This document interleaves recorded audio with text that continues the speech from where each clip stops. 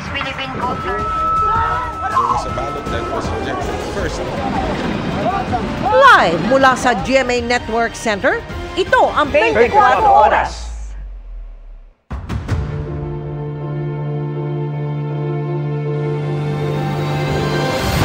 Magandang gabi po, Luzon, Visayas at Mindanao.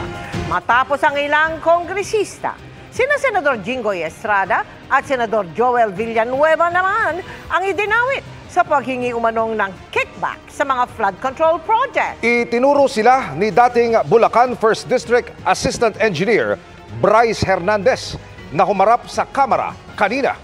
May mga prinisenta pa siyang litrato kung saan magkasama sina Estrada at dating Bulacan District Engineer Henry Alcantara at ang palitan ng mga mensahe nila ni Villanueva. Ang mga detalye, abangan po maya-maya lang.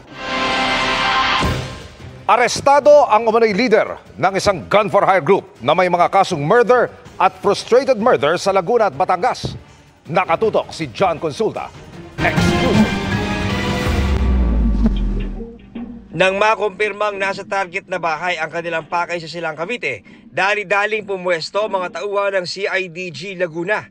At nang buksan ng gate ng bahay, agad inaresto ang umano'y leader ng isang gun-for-hire group na may waran sa mga kasong murder at frustrated murder sa Laguna at Batangas. May reward din siyang 350,000 pesos. Nung nagsimula siya sa mga gun-for-hire activities niya, meron na siyang mga natrabaho sa different parts ng Calabarzon. Iba-ibang motives, iba-iba rin po yung nagpapatrabaho sa kanya. Tumangging humarap sa kamera pero sinabi niya sa amin na di bababa sa 7 ang kanyang napatay sa mga patrabahong mag-isa niyang nilalakad. Nakuhanan siya ng kalibre 45 baril at mga bala na isa sa ilalim sa ballistic test.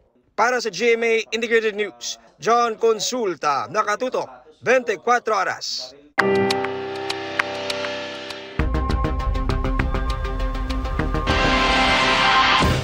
Hanggang 4 na bungo ang na-recover ng mga diver ng Philippine Coast Guard sa Taal Lake bilang bahagi ng paghahanap sa mga nawawalang sabongero. May mga natagpuan ding butong posibleng mula sa gulugod ng tao at mga piraso ng tadyang. Nakatutok si Salima Refran. Nasa 10 hinihinalang gulugod o spine ng tao ang kabilang sa latest na nakuha sa Taal Lake ng mga diver na naghahanap sa missing sabongeros kahapon. Nakakita rin sila na mahigit na 10 piraso ng posibleng tadyang ng tao, pati mga basag na bahagi ng bungo na inaalam pa kung mula sa 1 o 2 tao. Noong Biyernes, may natagpo ang ring isang basag na bungo, 15 posibleng buto ng tao at isang set ng pustiso. May na-recover ding bungo ng tao nitong Huwebes, bukod pa sa 22 ibang posibleng buto ng tao. Lahat ng ito nakuha sa bahagi ng Taal Lake na tinukoy ni Dondon Patidongan na posibleng pinagtapunan umano ng mga nawawalang sabongero. Nasa PNP Crime Lab na ang mga buto para sa pagsusuri at iba pang testing. Dagdag ito sa mahigit 400 buto ng naunang na-recover sa lawa. Samantala, nakipagpulong kay Justice Assistant Secretary Eliseo Cruz ang bagong direktor ng CIDG na si Major General Robert Alexander Morico II para sa pagpapalakas ng case build-up para sa missing sabongero case at iba pang kaso. Para sa GMA Integrated News, Salima Refran, nakatutok, 24 Oras. Dinukot na mga nag-book na pasahero ang isang TNVS driver sa Bulacan. Para makatakas, tumalon ng driver mula sa ikalawang palapag ng gusali kaya siya'y nabalian. Babala mga kapuso sensitibo ang inyong mapapanood. Nakatutok si Marisol Abduraman. Exclusive! Sa video na ito, kita ang pagtulo ng isang lalaki mula sa bintana ng ikalawang palapag ng gusali. Pagbagsak, hindi siya agad nakatayo. Maya-maya pa, may mga taong lumapit sa kanya. Ayon sa Bulacan Police, nagkabali sa kanang bewang ang lalaki na isang TNVS driver. Nagtangkaro siya noong tumakas mula sa mga taong dumukot umano sa kanya. Ang isa sa mga lumapit sa kanya, ang isa raw mismo mga dumukot sa lalaki at naatasang magbantay sa biktima sa hotel kung saan siya dinala. Nagpanggap po na kumpanyo ng victim yung isang suspect. Pero agad daw nakahingi ng tulong ang biktima. Nagsabi po siya na siya ay victim ng carnapping and mayroon pong threat. Dahil po sabi po ng mga suspect ay papatayin nila itong biktima. Kaya agad raw humingi ng tulong sa mga pulis ang mga tauhan ng hotel. Nakatakas ang mga suspect. Sa investigasyon ng Bulacan Police, Sabado ng hapon na mag-book ang mga suspects sa TNVS mula San Fernando, Pampanga. Sinundo raw ng driver ang mga nagkunwaring pasahero sa Baliwag, Bulacan. Nagpaikot-ikot raw sila sa iba pang lugar sa Bulacan na nakuhanan pa ng CCTV. Pinutusan po nila yung driver na gumawi papuntang Marilao, Bulacan. Blindfold nila yung driver.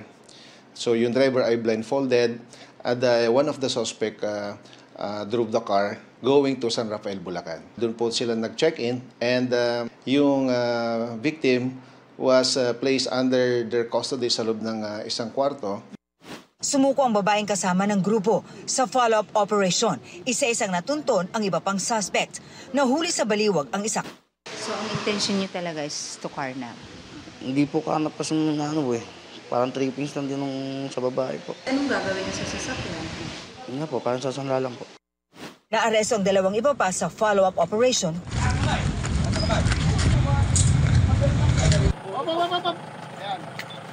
Ano man ang yung sabihin ay maaaring magalit sa iyo o pumalatas sa iyo sa anumang hukuman. Yung isa po, nagtangkapang tumakas po na makatakas po sila.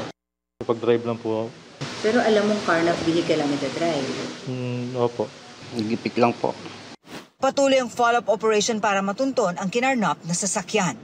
Hawak na ng Bulacan PNP ang lahat ng suspect na sasampahan ng reklamong paglabag sa serious illegal detention at carnapping. Para sa GMA Integrated News, Marisol Abduraman, nakatuto 24 oras. Matapos nga ang ilang kongresista, sina Senador Jinggoy Estrada at Senador Joel Villanueva naman ang idinawit sa paghingi umano ng kickback sa mga flood control project. Itinuro sila ni dating Bulacan 1st District Assistant Engineer Bryce Hernandez na humarap sa kamera kanina. Iyan ang tinutukan ni Tina Panganiban Perez. Sabi ni Senator Marcoleta kahapon, ligtas ka na. Hindi po ito totoo. Pagsalang ni dating Bulacan 1st District Engineer Bryce Hernandez sa pagdinig ng House Infrastructure Committee, mabigat na alegasyon ng kanyang agad binitawan. 2 senador at isang dating undersecretary ng DPWH ang kanyang tinuro na kumikickback umano sa mga flood control projects sa Bulacan. Si Senator Jinggoy Ejercito Estrada, Senator Joel Villanueva, Yusek Robert Bernardo, at D. Alcantara. Si Senator Jinggoy po ay nagbaba ng 355 million ngayong 2025 sa mga ilang projects sa Bulacan.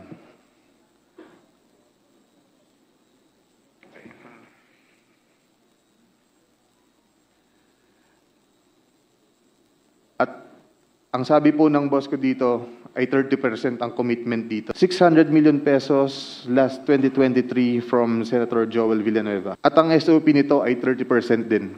Ang 30% commitment o SOP na sinasabi ni Engineer Hernandez ay yung napunta sa mga senador. Kung susumahin, 106.5 million pesos ang 30% ng 355 million pesos. 180 million naman ang 30% ng 600 million. Na-deliver daw ang SOP na ito kay dating District Engineer Henry Alcantara, base sa sinabi umano niya kay Hernandez. Si D. Alcantara namin ang masasabing chief implementer. Siya po ang kumakausap sa lahat ng politiko na involved dito. At least 3% po siya sa lahat ng projects na dumadaan sa opisina namin. At pinapasabi pa nga sa amin sa mga kontraktor na kung gusto nyong magkaroon ng maraming project sa susunod, ay magbigay kayo ng additional na 2% sa kanya. Parang finder's fee daw. Ayon kay Hernandez, si Alcantara ang nagde-deliver ng pera sa mga politiko at kay dating DPWH Undersecretary Roberto Bernardo na nagbitiw na kamakailan. Ang para kay Villanueva, hinatid pa raw mismo sa bahay ng senador. Dineliver sa bahay niya sa Bukawi ni D. Alcantara at dating hepe ng aming construction, si Engineer JP Mendoza. Minsan, sabi ni Hernandez, sa opisina niya sa DPWH Bulacan, pinadadala ni Alcantara ang pera, tulad ng dinala ni Sally Santos ng Sims Construction.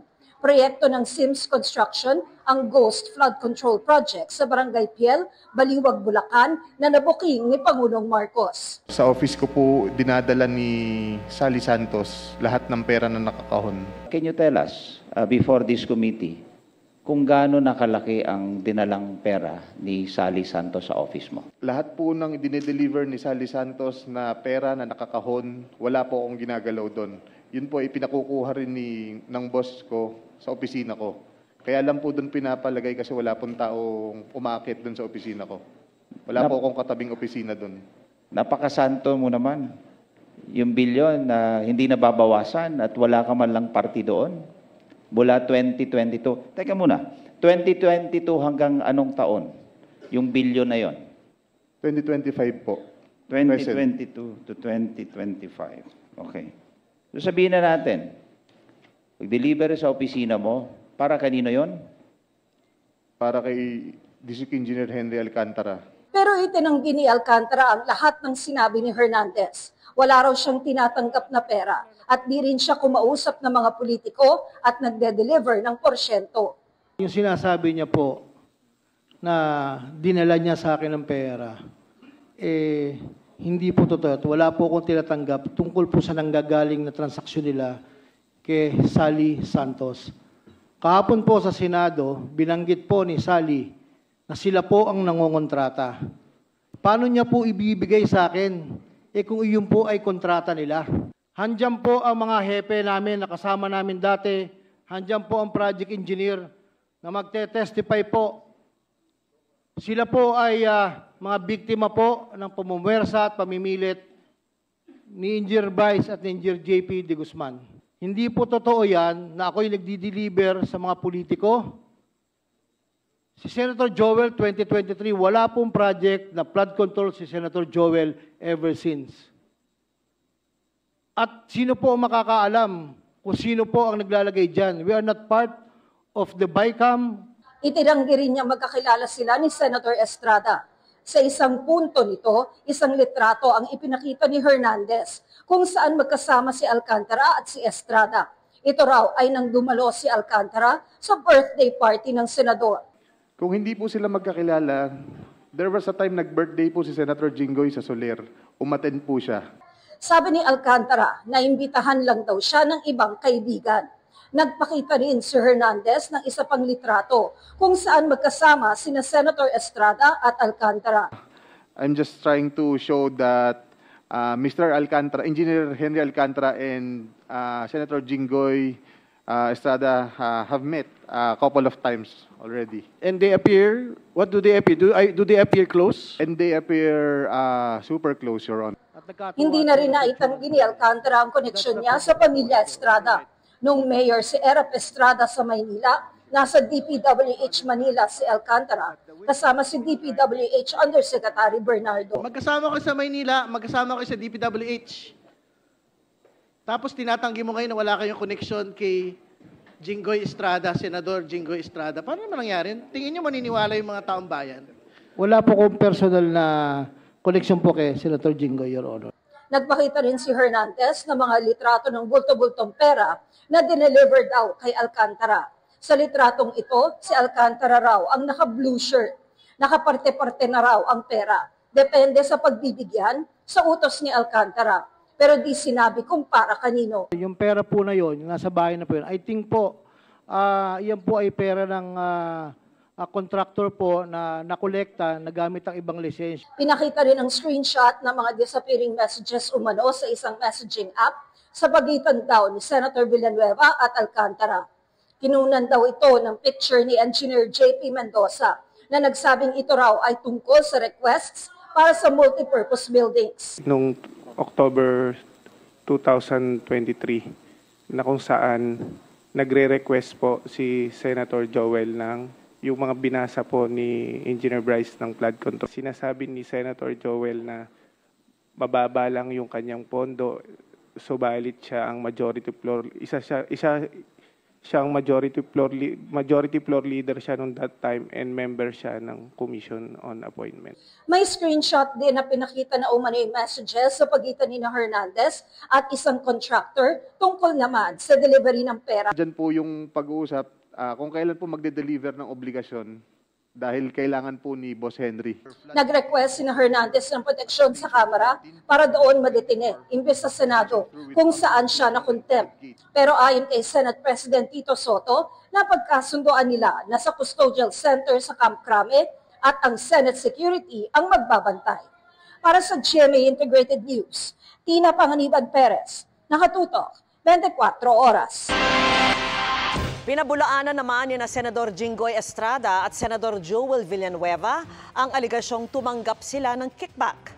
Balak kasuhan ni Estrada ang dating DPWH District Engineer na nagbitaw ng akusasyon. At nakatutok si Ian Cruz. Para himay na. Matapos ibunyag kahapon ni Pacifico Curly Discaya sa Senate Blue Ribbon Committee ang pangalan ng mga congressman na humingi umano ng kickback mula sa mga Discaya, ang tanong ni Senador Jinggoy Estrada. Salang tanong ko, Senador, meron ba? Your Honor, wala po. Sigurado ka? Safe ka na? Sigurado po. I resent that statement, Mr. Chair. I resent that statement. Safe ka na. Mr. Chair, I move that you strike off the record that your Alam mo naman, biro lang naman yun eh. Wala yun. Ilang nalalaman ko sa flood control project. Pero ngayon, di na biro ang aligasyon ni dating DPWH District Engineer Bryce Hernandez sa pagdinig ng Infracom ng Kamara na nagdawit kay Estrada at Senador Joel Villanueva sa kontrobersya sa flood control projects. Bintang ni Hernandez, tumanggap ang dalawang senador ng kickback sa proyekto mula kay dating DPWH District Engineer Henry Alcantara. Si Estrada, mariing pinabulaanan ang aligasyon.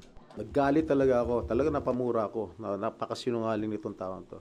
Because first of all, hindi ko siya kilala and I have never met that guy. Just common sense. Will you think I will be actively participating in this investigation na nandun siya, nakilala ko siya, nagbibigay siya ng pera sa akin? Siguro he wants to get even with me because I was the one who cited him in contempt at pinakulong siya sa Senado. Giniit din Estrada, hindi niya kilala si Alcantara. Hindi rin daw niya matandaan ang picture nilang dalawa. I do not know, I cannot recall that event, pero sa dami naman nagpapapicture sa akin. Hindi ko naman pwede tanggihan. Kung drug lord yan, gambling lord, malay ko naman kung drug lord yan o gambling lord, hindi ko naman matatanggihan kung sino nagpapapicture sa akin. Remember, we are all public figures here. Kaugnay sa aligasyong nag-download siya ng mahigit 300 million pesos na flood control projects sa distrito ni Alcantara at kumikbak umano ng 30%, sabi ni Estrada. Lahat siya nasa GAA. Everybody can choose any item from the GAA at ibintang kahit kanino senador. So wala kayong ganung pina-allocate? Isang malaking kasinungalingan ng mga pinagsasabi niya patungkol sa pagbabako ng mga proyekto. Balak na raw niyang magsampa ng kaso laban kay Hernandez.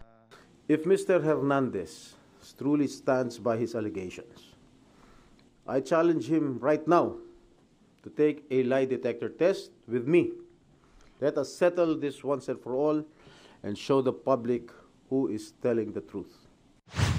Sa isang privilege speech naman, itinanggi rin ni Villanueva ang mga paratang ni Hernandez. Hindi lang po categorically denying yung binabatong putik sa atin at para dumihan ang ating pangalan. May resibo po tayo, madaling verifikahin, tayo po ay more than willing mag-undergo at sumali sa anumang investigasyon sapagkat wala po tayong tinatago. Ayon ng patulan ng senador ang mga sinabi ni Hernandez na umano'y gumagalaw sa kumpas na hindi niya tinukoy ang pangalan. This is way too low. Assistant District Engineer. Para namang, bakit naman pag-aaksayahan ko ito ng panahon? And then, ito nga po, lumabas bigla kahapon ang taong ito. And I'm not trying, Mr. President, na just to defend myself and hit this pawn, Mr. President. Kasi alam naman natin sinong may hawak dito. Dati nang itinanggi ni Villanueva ang anumang kaugnayan kay Alcantara. Sir, wala kayong transaction with Alcantara? Never. Wala Never. kayong... Ano ba yung transaction? District engineer siya. Lahat ng senador, lahat ng sekretary na pumunta sa presidente ng Pilipinas nandun, nakakasama siya. So, yun ba is an evidence na sangkot? Bakit si Joel lang yung tinuturo? Bibigyan ko kayong lahat ng picture nilang lahat. Bibigyan ko kayong lahat ng video nilang lahat. So, bakit? Bakit ako? Bakit ako? Kasi nagpapagulo sila. Gusto nilang guluhin. Para sa GMA Integrated News, Ian Cruz, nakatutok 24 oras. Inidetalye ng ilang senador kung paanong nakakuha ng sapat na bilang ang dating minorya para maging mayorya at maluklok si ngayon Senate President Tito Soto. Nagkagulutan naman sa hanay ng tinaguriang Duterte Black na naiwan sa minorya at nawalan ng mga komite. Ang mga kwento nila sa pagtutok ni Mark Salazar. Habang abala kahapon ng Senado sa investigasyon ng Blue Ribbon Committee tungkol sa flood control scandal, nabubuo na rin ang isang kudita para palitan si Senate President Chis Escudero.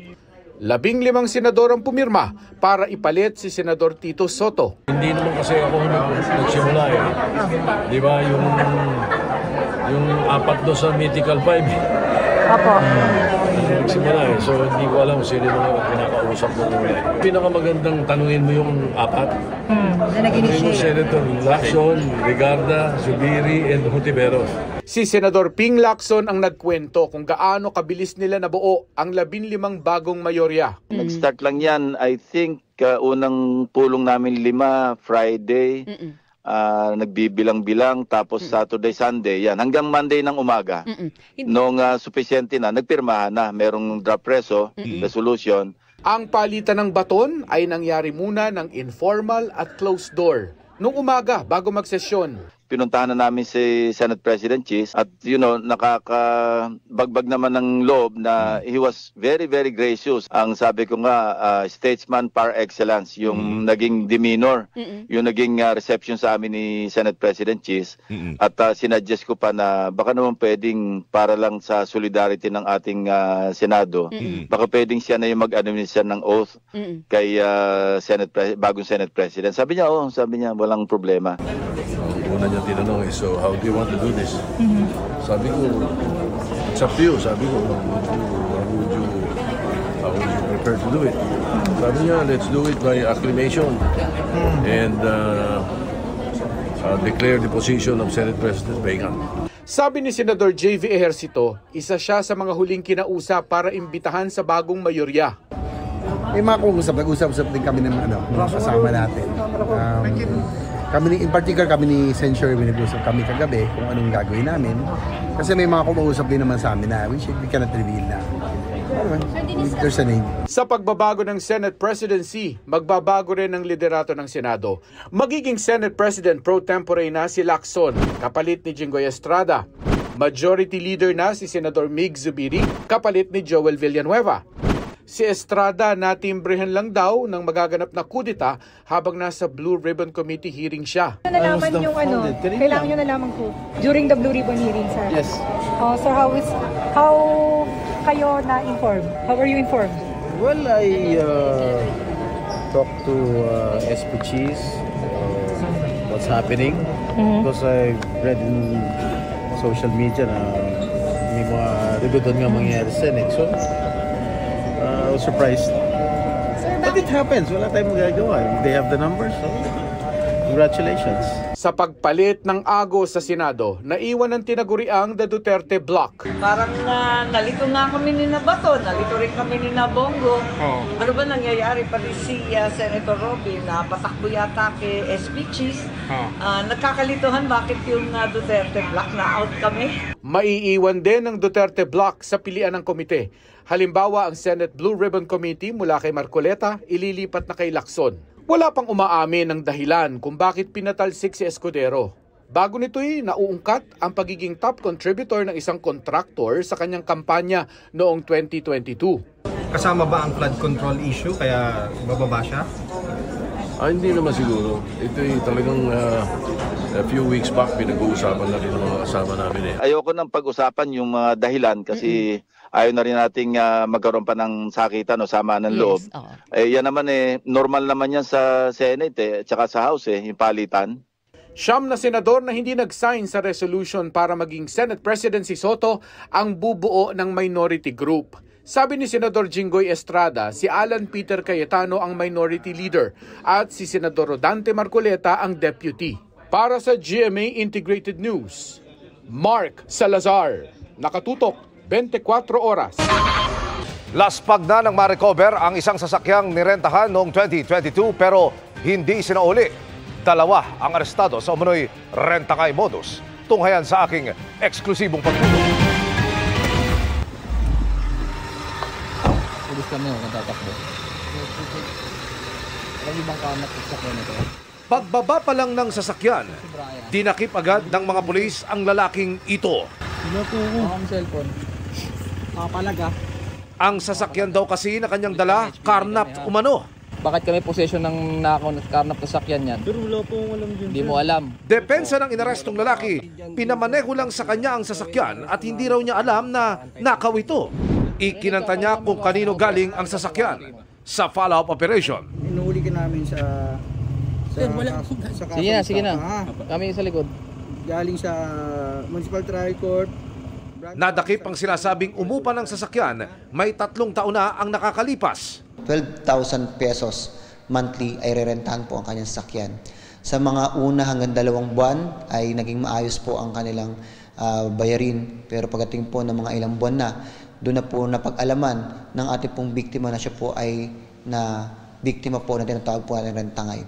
Labis ang sama ng loob ng mga biktima dahil bukod sa nawalan sila ng panghanap buhay, ganito na ang itsura ng kanilang sasakyan nang ma-recover ng mga pulis. Nalaspag na. At syempre po sa loob po ng 3 taon, hindi po talaga na maibabalik yung kagandahan o imahe po ng kanyang bagong sasakyan. Wala pang pahayag ang mga suspect na nasa kustudiya ngayon ng PNP, HPG Bulacan. They will show you a large amount of money. Marapat lamang na alamin po nila ang kabuuang detalye ng magrerenta po sa kanila pong mga sasakyan. Para sa GMA Integrated News, Emil Sumangil, nakatutok 24 oras. Bukas o sa Huwebes na iaanunsyo ng Pangulo kung sino ang mga bubuo sa Independent Commission na mag-iimbestiga sa mga anomalya sa flood control projects.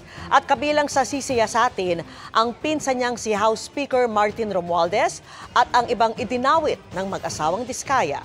Mula sa Cambodia, nakatutok live si Jonathan Anda. Jonathan. Vicky, nakabalik na dyan sa Pilipinas kaninang hapon si Pangulong Bongbong Marcos matapos ang 3 araw niyang state visit dito. Inuwi niya ang 5 kasunduan sa negosyo mula rito sa Cambodia. Pero bago siya umalis dito sa Phnom Penh ay inanunsyo ng Pangulo na papangalanan niya na sa susunod na 2 araw kung sino-sino yung mga bubuo ng Independent Commission.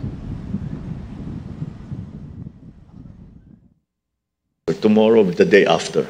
Within the next 48 hours, I will already announce the powers that we are granting to the Independent Commission and the members of the Independent Commission. Ito ang anunsyo ni Pangulong Bongbong Marcos bago siya umuwi sa Pilipinas matapos ang 3 araw niyang state visit dito sa Cambodia. Wala pa mang mga pangalan, may isa nang siniguro ang Pangulo. Bibigyan ng subpoena powers ang Independent Commission para makapagpatawag ito ng mga testigo at makakuha ng mga impormasyon. Pero may nagbumungkahi rin daw na bigyan ito ng kapangyarihang magpataw ng contempt sa mga testigong magsisinungaling, hindi sasagot o hindi sisipot sa subpoena. This is an investigative commission. So they are not there to actually mete out punishment to whoever. They are there to find out the facts. Kung ano ang findings nila, dadalhin ngayon nila sa DOJ, dadalhin nila sa Ombudsman, kung saan. Sabi ng Pangulo kasama sa iimbestigahan ng komisyon ng mga pangalang idinawit ng mag-asawang Diskaya sa korupsyon sa flood control projects. Isa sa mga lumutang na pangalan sa pagdinig ang pinsan niyang si Speaker Martin Romualdez na ayon sa mga Diskaya, ilang beses daw binabanggit ng isang kongresistang katransaksyon umano nila na malapit na kaibigan daw nito. We'll see kung name dropping lang or if there's something more substantial to it. Kung totoo, totoo. Kung sabi-sabi lang, haka-haka lang, we will also show that. Haka-haka lang. Alam naman ninyo yan. Nina-name drop lahat. Pagpapakuha ng picture. Tapos sasabihin, tingnan mo, malapit kami. Sa isang araw, 1,000 yung nagpapapicture sa akin. So lahat yung 1,000 na yun, malapit sa akin. Di ba? So people have to be more careful. At wag silang masyadong gullible. Sabi ng Pangulo, hindi niya masasabing tagumpay ang kanyang administrasyon kung hindi niya maaayos ang sistemang nagresulta sa korupsyon sa mga flood control. Mahirap naman siguro pagka malis ako dito sa posisyon at hindi ko naman wala akong nagawa para pagandahin ang sistema.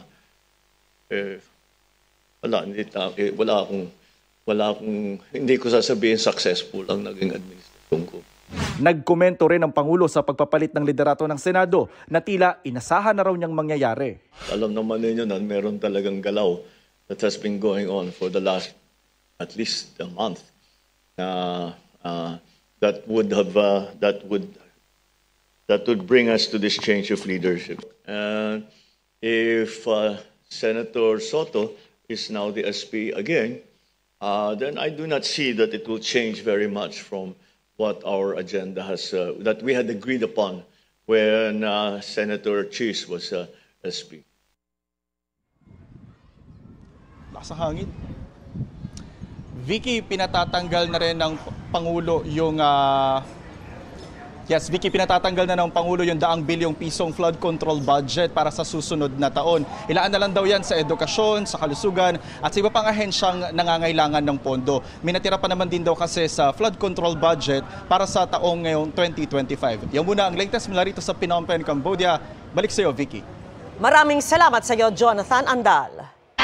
Kung ang Philippine Coast Guard meron ng BRP Gabriela Silang, ang Philippine Navy naman magkakaroon na ng BRP Diego Silang.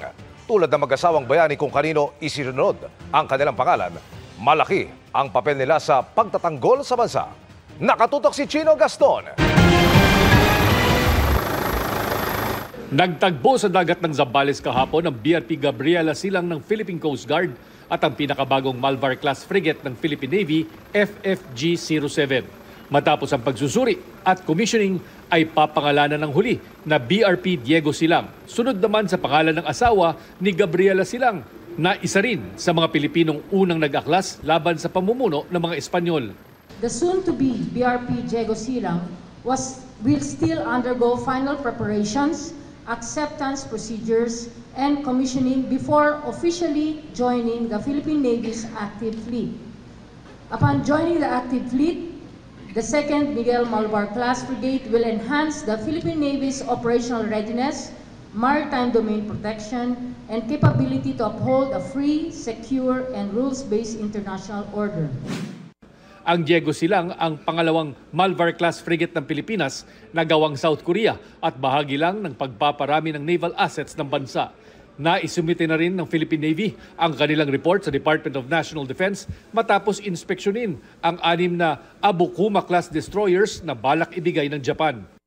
It doesn't mean that if these are old or 20, 30-year-old ships, we could not use them. Again, we will submit to the decision of DND if we could go for the brand new ones and wait for the delivery, or in the meantime, as a stopgap measure, use what is being offered to us by the Self-Defense Force of Japan. Habang nagpapalakas ang Philippine Navy, mga missiles, eroplano at drones naman ang balak idagdag ng Philippine Army para mapatibay ang territorial defense mula sa kalupaan. We're looking at lessons right now, what's happening in the Ukraine and Russian war. And we have so many things to learn about drone operations. So the different services, meron din silang right now acquisition, and we have our own also, and integrating it on the force structure that we're looking at for territorial defense.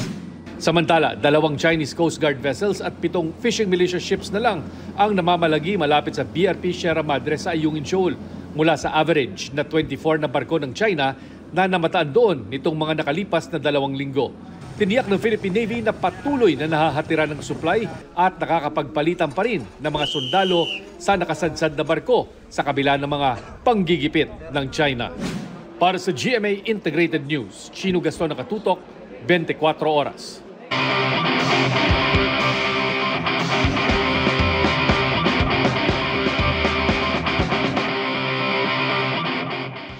Hindi na lang hobby ang kite flying o pagpapalipad ng saranggola. Sa Ireland kasi, ginagamit na rin yan bilang innovation to generate clean energy.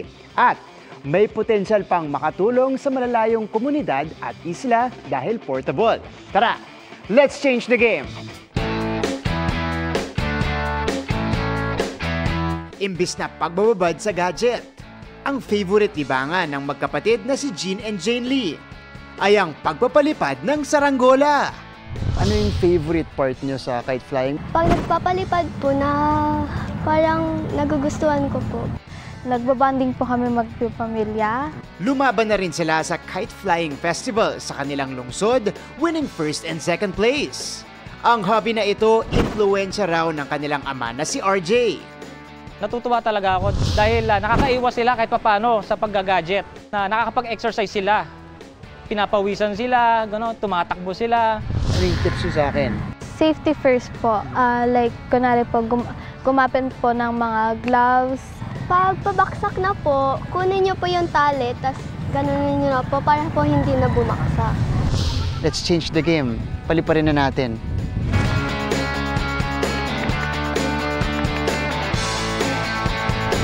Pero alam nyo ba na isang giant kite ang ginagamit sa Ireland para maka-generate ng electricity from wind energy? Silipin natin. Sa western seaboard ng Ireland, matatagpuan ang pinakamalakas na wind speed sa Europe. Kaya naman dito ang napiling first official test site ng panibagong tech to harness wind energy.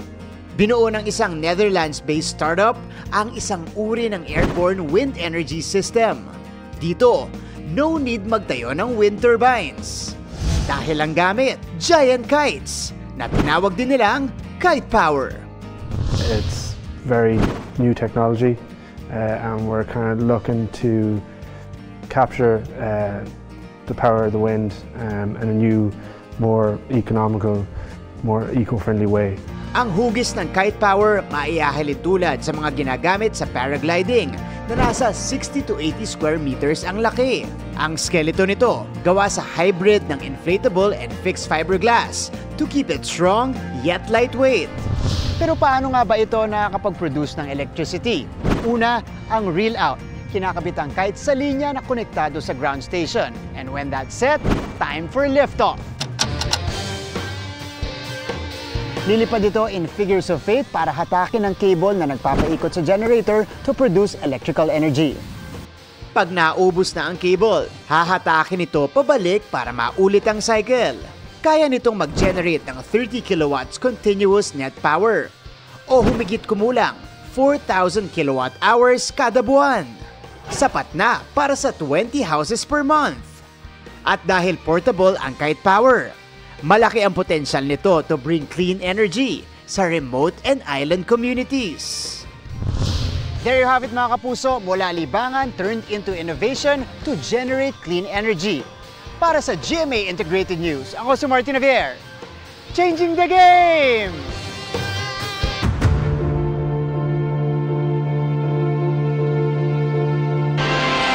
Hindi matunton ang 3 flood control project sa isang barangay sa Nauhan Oriental, Mindoro nang hanapin ng DPWH. Ang isang dike naman sa isa pang barangay na dineklarang tapos na, putol pa at substandard umano kahit sobra-sobra ang presyo. Nakatutok si Joseph Morong live. Joseph.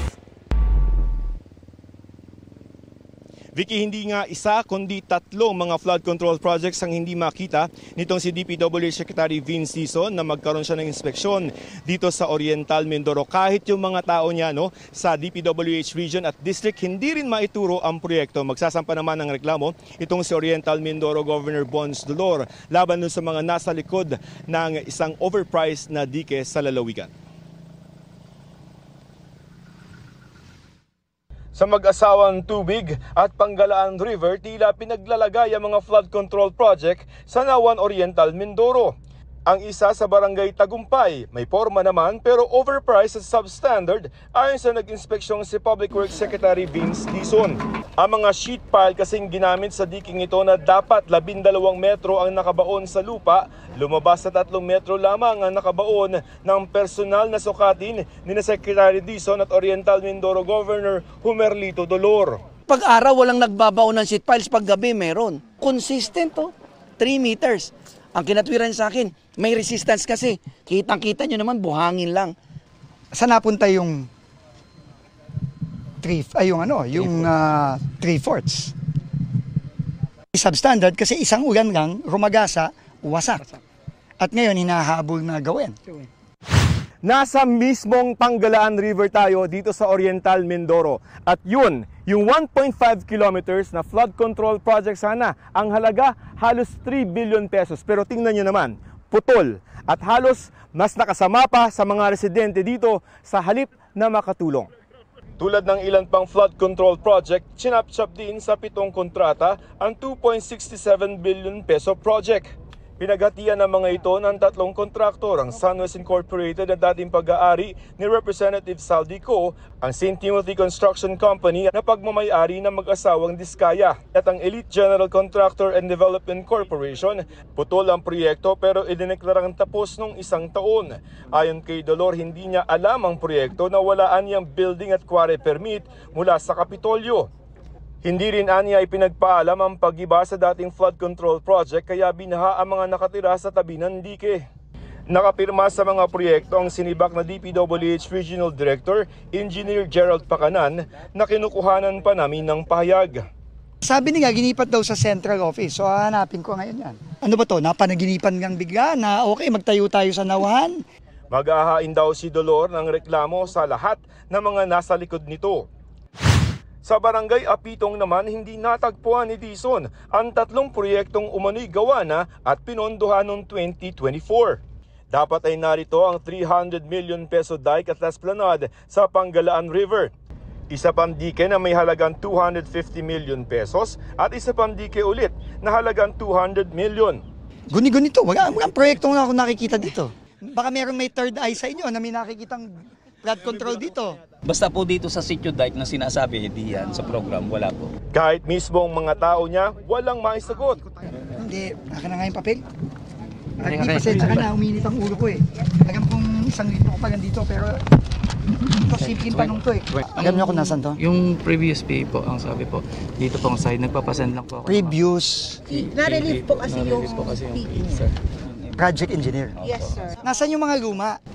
Na-relieve po yung... Nasaan na silang lahat? Nasaan silang lahat? Nasaan yung ibang mga engineer na to? Pero hindi nag-turnover sa inyo? Ano mga pangalan nun? Pwede bang pakikuha nga mga... General, pakikuha na nga mga pangalan.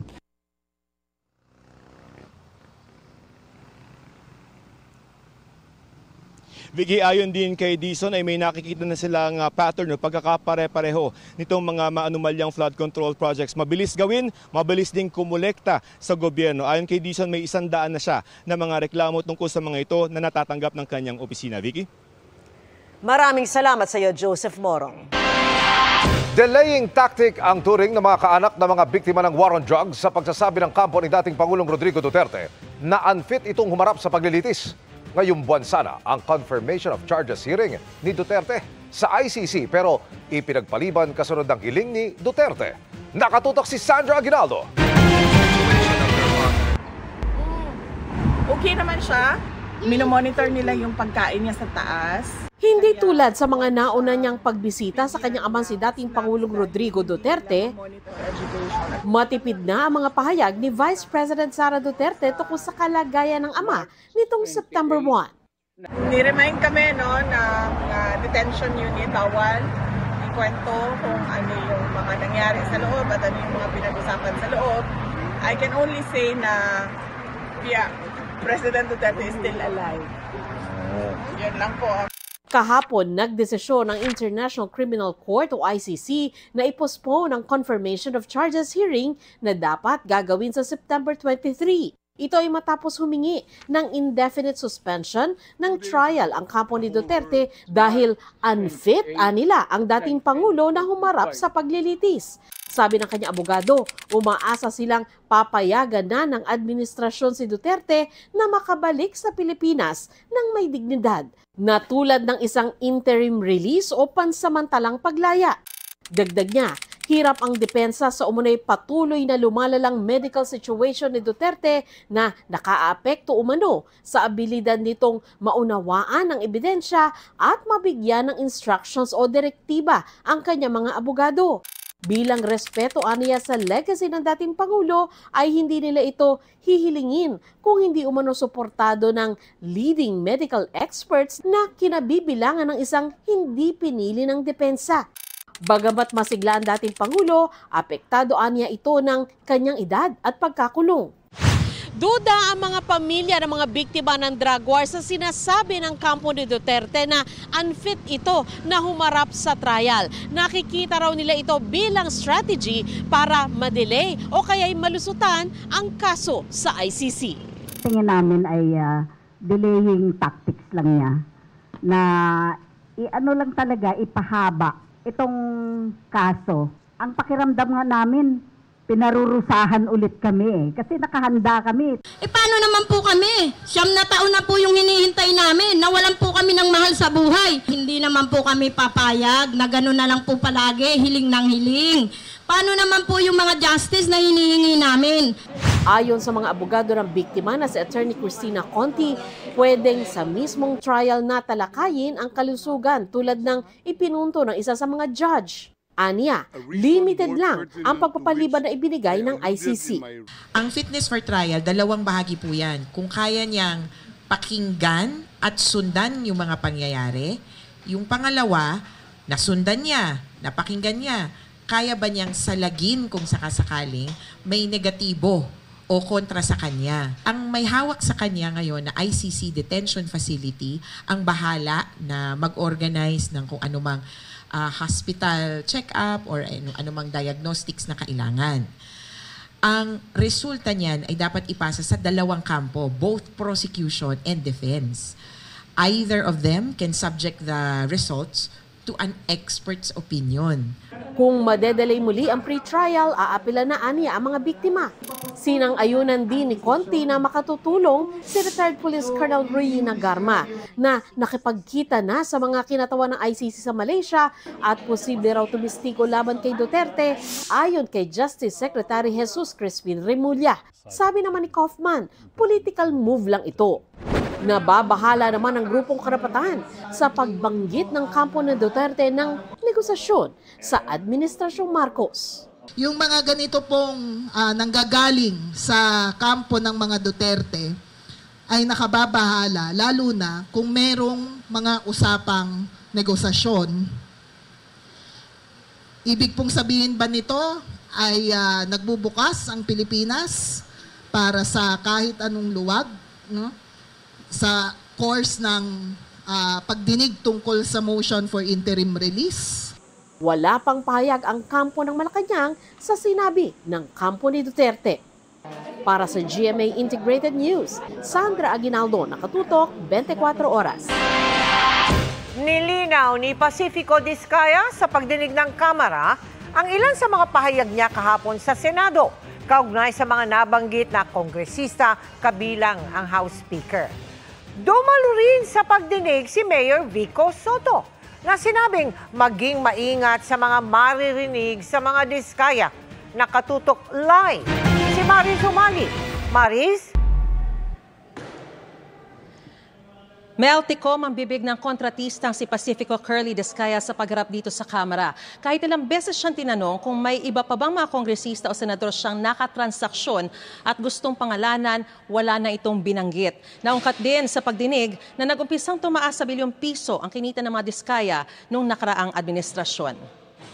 Sa Senate po, kasi marami pong tumatawag sa akin. Unang bungad na bilyonaryong contractor na si Pacifico Curly Diskaya sa pagdinig ng Kamara, Nilinaw niya agad ang pahayag kahapon sa Senado kung saan nabanggit si dating House Appropriations Committee Chairman Congressman Zaldico at House Speaker Martin Romualdez. Hindi po ako nagkaroon ng anumang klaseng transaction sa kanila. Kaya nabanggit po ang mga pangalan na yun dahil yun po ang madalas na sinasabi ng mga kausap ko po ng politiko.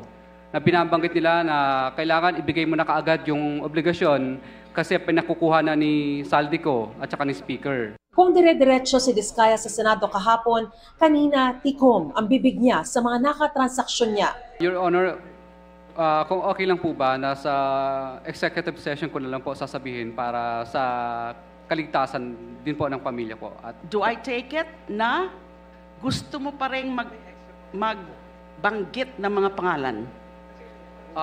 Hindi po, Your Honor. Yes po. Wala na kayong idadagdag o babaguhin dito? Kasi hindi ko po maintindihan yun. Wala na po. Wala na. Nakakapagtaka na malaki kayong kontratista sa panahon ng gobyerno ni President Noynoy Aquino, isa sa pinakamalaking kontratista sa panahon ni Pangulong Duterte, isa sa mga pinakamalaking kontratista, actually pinakamalaking flood control. Pag pinagsama-sama po lahat ng kumpanya ninyo, sa ilalim po ng gobyernong ito, pero walang kahit isang senador sa inyo pong sinumpaang salaysay. Yun po yung una. Pangalawa, sabi po ninyo kahapon, walang ledger kayong hawak sa listahan bago 2022. Wala hong naniniwala siya. Meron pa bang dagdag na kongresista na kasama sa payoffs? Meron pa bang mga senador? Your Honor, wala na po. Sa pagdinig na laman ng komite na ang nagnotaryo ng sinumpaang salaysay ni Diskaya ay may expired license, kaya dito pinabasa sa kanya. Kaya hindi na rin muna pinag-usapan ang nasa listahan ni Diskaya. Dumating sa pagdinig si Pasig City Mayor Vico Soto. Nakalaban niya ang asawa ni Diskaya na si Sara sa pagkaalkalde noong eleksyon 2025. Ang sabi ni Mayor Vico, kailangan maging maingat sa mga maririnig mula sa mga Diskaya. Ang sinungaling ay asawa ng magnanakaw. Kaya ito po talaga yung nakikita natin. Kahapon po sa statement, sa sworn statement po nila, ay na 2 to 3% lang daw ang kinikita nila sa bawat kontrata. Obvious naman po, nakasinungalingan ito. Ipinakita naman ni Congressman Janet Garin na nag-umpisang tumaas sa bilyong piso ang kinita ng mga Diskaya mula 2017 hanggang 2022. In fact, in 2022, which is supposed to be the first pandemic recovery year, Mr. Chair. Ito dapat yung tinulungan nating makaahon, makabangon ang maliliit na mga negosyante, kaakibat yung ating mga MSMEs, umakyat ang gross, ang revenue from construction, from government ng Diskaya Group to 20.524 billion. Sa pagtatanong naman ni Representative Chel Jokno, lumabas kung payag si dating District Engineer Henry Alcantara na mabusisi ang SALN at phone records. Are you willing to produce your SALNs while you were a District Engineer? Yes, Your Honor. Willing din po ba kayo mag-submit ng waiver ng bank secrecy law?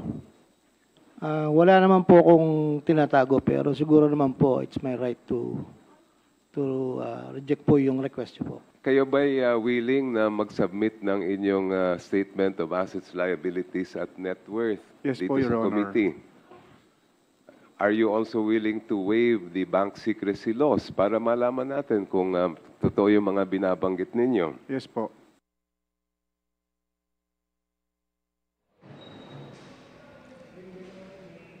Mel, ibinunyag din ni Mayor Vico Soto na kamakailan ay inalok siya ng isang common friend na makipag-meeting kay Mr. Diskaya hinggil daw marahil sa pagiging state witness. Ngunit tinanggihan niya ito.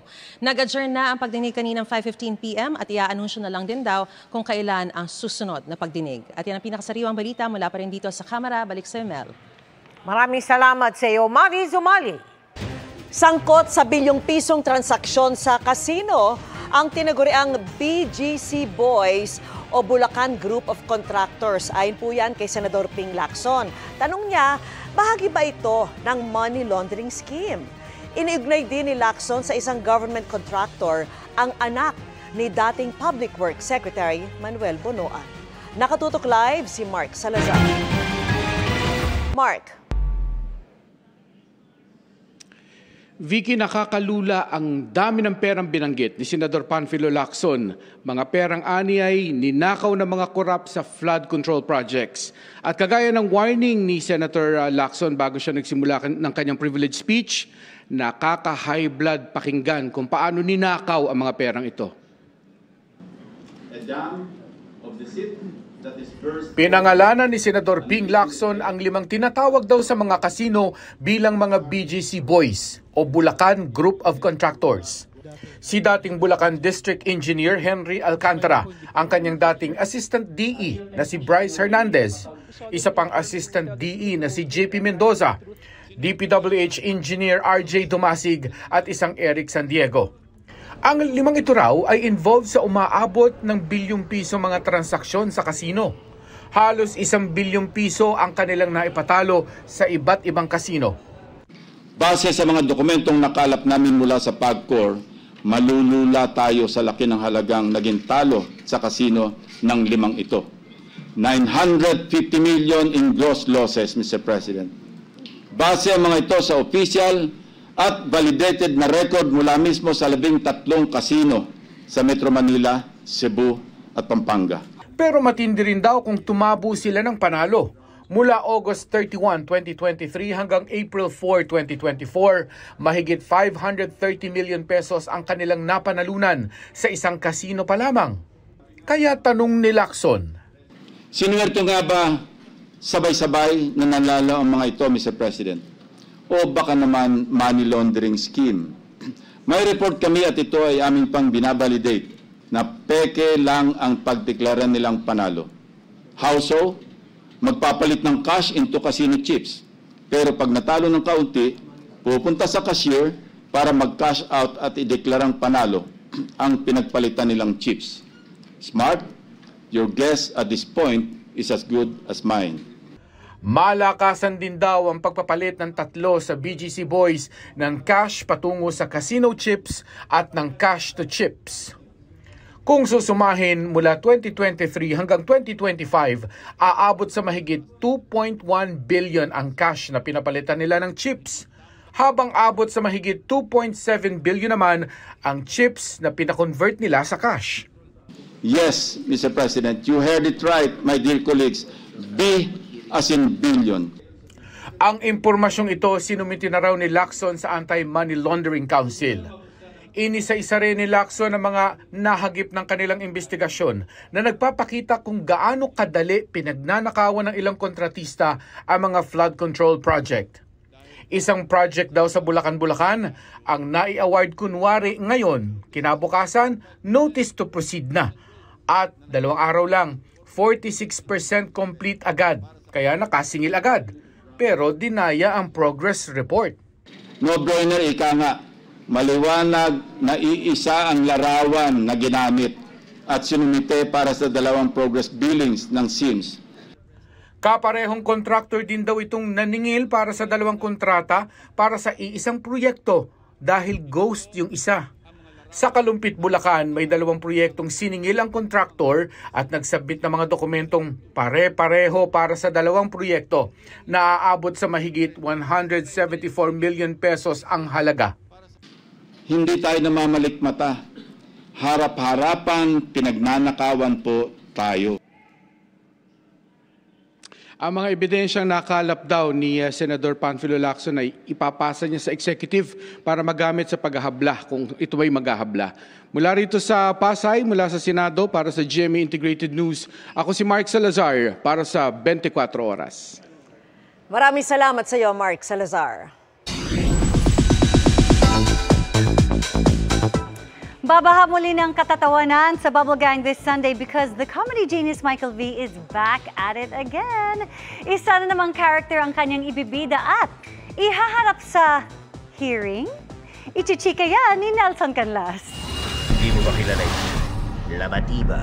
For the past 30 years, tumatak ang estilo sa pagpapatawa ni kapuso comedy genius Michael V na may sundot ng social relevance. Top favorites ng mga Pinoy ang kanyang mga karakter na pinasikat sa longest-running gag show on Philippine TV na Bubble Gang. Magdodonate, ng dugo? Tumatanggap kayong atay? Ang masungit na si Mr. Asimo. Wala po bang pasok? Ang matandang alam ang lahat na si Tata Lino. Laging walang pasok, tol. Sana hindi ka lang nag-enroll. Hoy Angelina, natapos mo na ba yung art At ang endearing na yaya na si Rosalinda. Hindi rin papahuli ang mga covers o impersonations ni Bitoy. Ako si Becky Corrales. Tulad ni Becky Corrales, Michael Five, Kuya Wawi. Don't worry about it, they all had it coming. Talagang... At si President Duterte. And now, isa na namang karakter ang aabangan from the comedy genius himself. Meet Shiala Dismaya, ang karakter na tila game sa pag-attend ng hearing. Pahapyaw na ipinakilala si Shiala ng mga kababulgan niyang sina Annalyn Baro at Paulo Contis. Ang caption ni Paulo, "This is it," dahil uulan ng jokes pero hindi raw kailangan ng payong. Hindi na raw makapaghintay ang Kapuso viewers kung paano babaha ng jokes sa Bubble Gang sa linggo. Sa pagdating ni Shiala, abangan siya this Sunday 6:10 p.m. sa Bubble Gang. Nelson Canlas, updated sa Showbiz Happenings. At yan ang mga balita ngayong Martes. Ako po si Mel Tiangco. Ako naman po si Vicky Morales para sa mas malaking misyon. Para sa mas malawak na paglilingkod sa bayan. Ako po si Emil Sumangil. Mula sa GMA Integrated News, ang News Authority ng Pilipino. Nakatuto kami 24 oras.